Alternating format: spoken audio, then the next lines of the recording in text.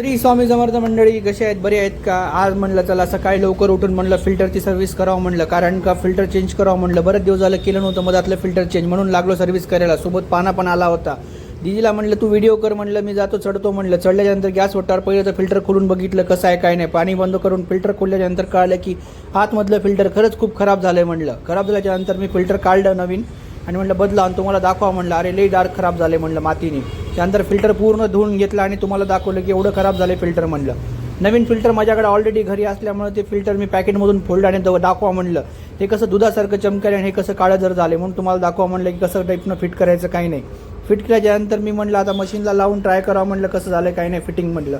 कारण पाणी स्वच्छ आले नाही त्याचं बघावं लागते ना, लाईफस्टाईल कसं झालं काही नाही पाण्याची. म्हणून चेक केलं म्हणलं पाणी चेक केल्याच्यानंतर मी म्हणलं आता पिऊन पण मला पाणी बघायचं म्हणलं की खरंच मी चांगलं बसवलं का नाही बसवलं म्हणलं.